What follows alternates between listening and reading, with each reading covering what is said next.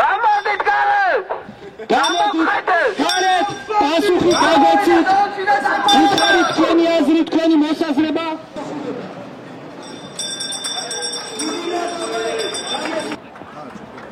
ცოცხე გაიკეთე უკან. მადლობა დიოგი. არა, ეგეც სიტყვას მოიცა.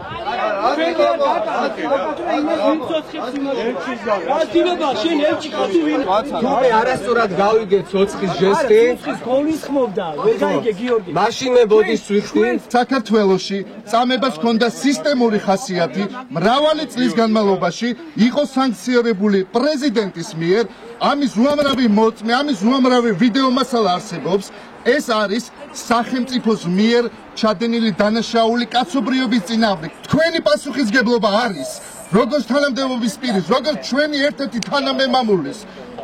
დაგმოთ სადისტი სააკაშვილის ხელისუფლება, ან აიღოთ პასუხისგებლობა და მზად იყოთ გასამართლდეთ ჰააგის სასამართლოში.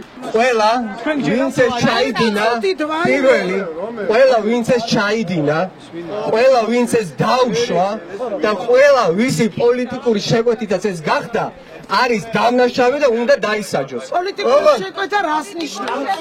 პოლიტიკური შეკვეთა ნიშნავს აი იმ ატმოსფეროს შექმნას, რომ ჩვენ დანაშაულთან ბრძოლის, ქურდულ მენტალიტეტთან ბრძოლის მიზნით ჩვენ დაუშვებთ ყველა მეთოდს.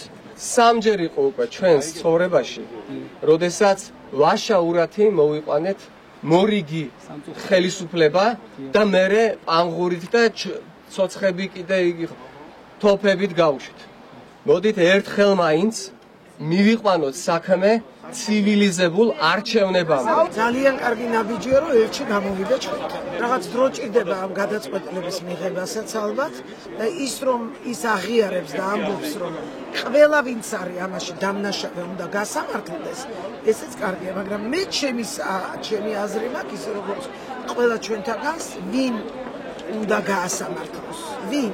სასამართლომ, რომელიც არ არსებობს. სულ მახსენდებოდა ირინა ენუქიძე, რომელიც რამდენი წლის წინ აფრთხილებდა მთელ საზოგადოებას, რომ გვერდში დამიდეკით, ჩემ შვილს მე ვეღარ გავაცოცხლებ, მაგრამ იმიტომ რომ თქვენი შვილები გადარჩნენ, დავდგეთ ერთად. აი სწორედ ჩვენ ყველანი ერთად პასუხს ვაგებთ იმაზე, რომ ცოტა ადრე არ გამოვედით ერთად, არ დავდეკით, გადავარჩენდით ჩვენ ამით ძალიან ბევრ ადამიანს.